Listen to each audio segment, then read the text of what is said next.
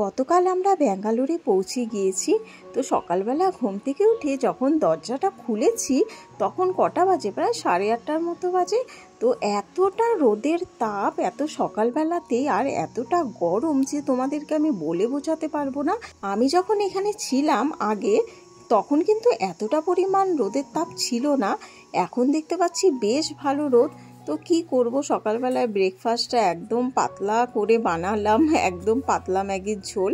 তো হানির জন্য বানিয়েছি, হানির বাবার জন্য বানিয়েছি। হানির বাবা তো খেয়ে অফিস চলে গেছে, কারণ ওর পৌঁছানোর পরের দিনই ডিউটি ছিল। আর হানিকে দিলাম। কি করব, এই গরমের মধ্যে এই সমস্ত জিনিস খাওয়া ছাড়া আর কোনো উপায় নেই। আমার তো এত গরমে কিছু খেতেই ইচ্ছে করছে না। হানির বাবার তো লু লেগে গিয়েছে কলকাতা থেকে ব্যাঙ্গালোরে আসার পর। আসলে এতটা রোদের তাপ ছিল আর এতটাই গরম ছিল স্টেশনে যে কিছু করারও ছিল না। দুপুরের ট্রেন ছিল যেহেতু। তো যাই হোক, আমি একটুখানি চা বানিয়ে নিয়েছি, ওর বাবাকে সব ঠান্ডা ঠান্ডাই দিয়েছি। আমি এখন চাটা খেয়ে নিই, তারপরে আবার ফিরে আসছি। বন্ধুরা, তোমরা আমার সাথে থাকো। রত্না লাইফস্টাইলের আরেকটি ভাগে তোমাদের সকলকে স্বাগত জানাচ্ছি। আশা করি তোমরা সকলে সুস্থ আছো, ভালো আছো। আমরা পৌঁছে গেছি ব্যাঙ্গালোরে, কিন্তু এখন এত গরম, মানে ব্যাঙ্গালোরে যে এইরকম গরম পড়ে আমার এটা জানা ছিল না, কারণ আমি তো এবারই ফার্স্ট টাইম, মানে আগে হানির বাবা এসেছে আমার আগে, এখানে থেকেছে 1 বছর, কিন্তু ও বললো যে এত গরম গতবারও পড়েনি, এবার যতটা গরম পড়েছে। আর বলছে তুমি গরম নিয়ে চলে এসেছো এখানে। তো প্রচণ্ড গরম বন্ধুরা, বাইরের অবস্থা দেখো। সকাল 8:30, মানে 9টার কাছাকাছি বলবো, 9টাই বলছি। কতটা রোদ, আমার তো একেবারে মাথা ঘুরে যাচ্ছে। সাথে টেম্পারেচারটা অনেক বেশি, 38। ভাবতে পারছি না 38 এখানে ব্যাঙ্গালোরে। হায় ভগবান, আমি তো কি করব আমি নিজেও বুঝে উঠতে পারছি না। তবে হ্যাঁ, কলকাতায় যে গরমটা ছিল ওই সাইডটায় ওয়েস্ট বেঙ্গলে অতটা প্যাচ প্যাচে গরম না। এখানে যে হাওয়াটা চলে এটাই একটা সুবিধা, কিন্তু বলা যায়, মানে কি বলবো, যে এতটা গরম এখানে পড়েছে, কিন্তু কিছু করার নেই। আমার মনে হয় যেন গ্লোবাল ওয়ার্মিংই চলছে, নাহলে এত গরম ব্যাঙ্গালোরে এটা সত্যি ভাবা যাচ্ছে না। চিন্তা করেও ভীষণ খারাপ লাগছে, মাথা টাথা ব্যথা, মানে মাথা গরমে কেমন ঝিমঝিম করছে। আর গরম পড়লে না একটু ঘুমটা বেশি পায়, ঘুমও পাচ্ছে। আর ট্রেনের জার্নি ধকল, বুঝতেই পারো, শরীর একেবারে টায়ার্ড। তো হানি তো এখানে টিভি দেখছি, খাচ্ছে। হানির এক্সাম শুরু, তো চলে এসেছি এক্সাম দেবে, কিন্তু বই সবে পেয়েছি, কিছুই পড়ানো হয়নি। সবে আসলাম, বইটা পেলাম, আর এদিকে এক্সাম শুরু হয়ে গেছে। আর গরমের ছুটিও দেবে, ভালো হয়েছে, তখন ভালো করে পড়ানো যাবে। আর হানির বাবা অফিস চলে গেছে, আর কিছু বাজার দিয়ে গেছে। তো চলো দেখি কি বাজার দিয়ে গেল, আজকে যে কি রান্না করবো।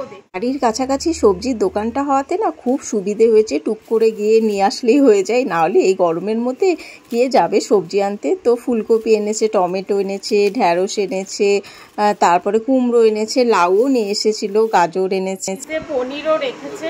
তো চলো দেখি, পনিরটা না বাইরে বার করে রাখি ফ্রিজ থেকে। এই যে এখানের ফেমাস পনির, নন্দিনী পনির, তো রান্নাঘরে রেখে দিই এখন, কারণ ফ্রিজে রেখে দিয়েছে, শক্ত হয়ে গেছে। আর দেখো ফ্রিজের মধ্যে কি রয়েছে, দুধটাও জাল দিতে হবে হানির জন্য। দুধ এখানে না সব কিছু নন্দিনী, মানে এখানের ব্র্যান্ডটা নন্দিনী, ব্যাঙ্গালোরে সব নন্দিনী পাওয়া যায়। তো দেখো ফ্রিজে আমরা কি রেখেছি দেখাচ্ছি তোমাদেরকে, মানে গরমে ফ্রিজের মধ্যে রেখেছি হলো কার্ড, আর এই সাইডে দেখো পুরো ওয়ারেস সাজিয়ে রেখেছি, এতটা গরম এখানে। আর বাড়ি থেকে নিয়ে এসেছিলাম আম অনেকগুলো, এই যে এই আম দিয়ে ডাল বানাবো, কি চাটনি বানাবো, এগুলো তো খেতে হবে। কিন্তু প্রচণ্ড গরম বন্ধুরা, বাইরের এই দরজাটা যদি না লাগাই না, গরম হাওয়া আসছে। জানি না কেন এখানে সকাল থেকেই দেখতে পাচ্ছি ঝিঝি পোকা ডাকছে, প্রচণ্ড পরিমাণে ঝিঝি করে কোথায় আওয়াজ হচ্ছে। তো আমি আমার বাগানটা দেখতে চলে এসেছি। রাতের বেলা তো ভালো করে দেখতে পারিনি, তো এক দাদার কাছে দিয়ে গিয়েছিলাম গাছে জল দেওয়ার দায়িত্ব।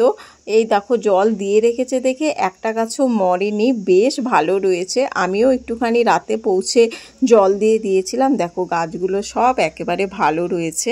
গাছগুলো যে বেঁচে আছে এটা দেখে শান্তি পেলাম, ভেবেছিলাম বাঁচবে না। হানির বাবার আজকে আনার ইচ্ছে ছিল চিকেন, কিন্তু গরমের জন্য না এখানে শুনতে পাচ্ছি মুরগিগুলো মরে যায়, যার জন্য ওরা চিকেনটা এখন বিক্রি করছে না। কোনো দোকানেই চিকেন মাটন কিছুই পাওয়া যাচ্ছে না। মাটন হয়তো পাওয়া যাচ্ছে, চিকেনটা পাওয়া যাচ্ছে না। তো এই গরমে এখন কিছু করব না। এখন হানির যে বইগুলো দিয়ে গেল, মানে আমার বরের অফিসটা দিয়ে গেছে, বলে রাখা হয়েছিল বইগুলো নিয়ে আসতে, তো সেইগুলোতে এখন মলাট দেব। আর পুরো রোদের তাপ আসছে, দরজাটা বন্ধ করে দিই।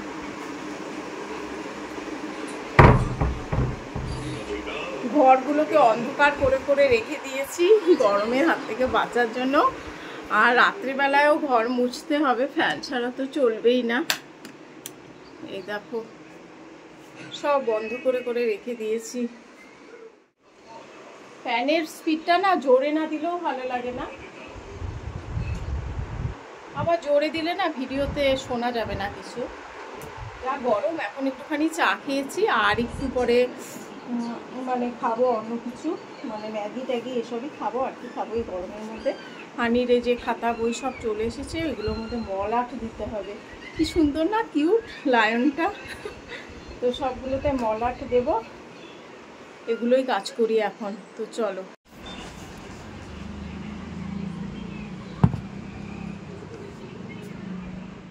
ঠাটা পোড়া রোদ। এক গাদা জামা ধুয়েছি, এখন সবগুলো মেলে দেবো এক এক করে। ঘরের দিকে দেখছিলাম, হানি আবার নোংরা করে দিয়েছে। এখনো রান্নাবাড়ি শুরু করিনি, জামা কাপড়গুলো মেলে দিই তারপরে। কাপড় অনেক বেশি হয়ে গেছে। এই হানি, কারেন্ট চলে গেল নাকি? আমি না গতকাল গরমের জন্য জামা কাপড়ই কাচিনি। হানি এখন স্কুল যাবে, সব ধুয়ে দিলাম, তাই অনেক জামা কাপড় হয়ে গেছে, মেশিনে আর আসছে না, এত হয়ে গেছে। কারেন্ট চলে গেল, একে এত গরম, তার মধ্যে কারেন্ট চলে যাওয়া, দমটা আটকে যায়। কলকাতায় তো গরমের চোটে আমার দম আটকে যাচ্ছিল, এত গরম ছিল কলকাতায়, বাপরে বাপ। এখানে আজকে 38, আর ভালো লাগছে না। দিয়েছি এক গাদা জামা, ধুয়ে টুয়ে একেবারে মেলে দিয়েছি। ব্যাস, এখন ঝটপট করে রান্নাটা শুরু করি, কারণ না পুরো গরম লু চলছে। একটুখানি ওআরএস খেয়ে নিই। বাবারি বাবা, ভেবেছিলাম ঠান্ডা জল খাবো, ঠান্ডা জলে এই গরমে কাজ করবে না। হানি, ঘর নোংরা করবি না, শরীরে আমার দম নেই আর।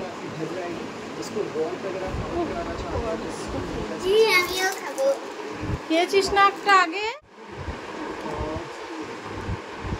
মনে হলো যেন ভাবছিলাম ঝটপট করে রান্না করে নেব, অল্প কিছুই, আর ভালো লাগছে না সত্যি, মাথাটা তো আর কাজ করছে না। মানে দরজাটা মা একটু লাগিয়ে দিত, এটা সরিয়ে, পুরো গরম হওয়া। এই যে একদম ছোট ছোট করে কেটেছি পনির, শুধু পনিরের ঝোলটা এখন করি। বাপরে বাপ, মানে আগুনের সামনে দাঁড়ালে একেবারে গরম লেগে যাচ্ছে।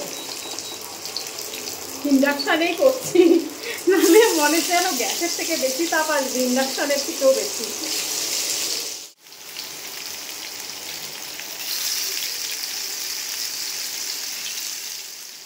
আজকে আর বেশি কিছু পথ করব না, কারণ জার্নি করে আসার পরে না শরীরটা কেমন যেন টায়ার্ড লাগছে, আর মাথাটা কেমন যেন ঝিমঝিম করছে। তো যেটুকু পারলাম পেট চালানো দিয়ে আজকের দিনটাতে কথা, তার মধ্যে অনেকটাই গরম। তো পনিরের ঝোল হয়ে গেছে, আর হানি বলছিল একটুখানি বিট ভাজা করতে, তো একটু বেশি করেই বিট ভাজা করলাম আমাদের সকলের জন্য। আর আরেকটা জিনিসও করেছিলাম, সেটার ভিডিওতে দেখাতে পারিনি, কারণ সেটা পরে করেছিলাম। একটুখানি আম ডাল করেছিলাম, কারণ এই গরমে একটুখানি টক খেলেও কিন্তু শরীর অনেকটাই ভালো থাকে। ফুচকা তো খুঁজে পাচ্ছি না, কি করব, এগুলো দিয়েই খাই এখন। রান্না বাড়ির সব কিছু কমপ্লিট, ঘরটা মোটামুটি গুছিয়ে নিয়েছি।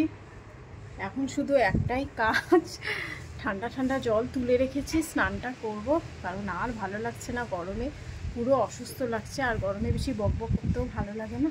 তো বন্ধুরা, আজকের ভিডিওটা কেমন লাগলো অবশ্যই কমেন্টস করে জানিও। আর যারা আমার চ্যানেলটা নতুন দেখছো তারা অবশ্যই সাবস্ক্রাইব করে পাশে থেকো। আবার দেখা হবে নেক্সট একটা ব্লগে। তোমরা কিন্তু এই গরমে সুস্থ থেকো, ভালো থেকো, আর ঠান্ডা ঠান্ডা জল খেও, আর বেশি বাইরে ঘুরো না কিন্তু, ঘরেই থেকো। টাটা।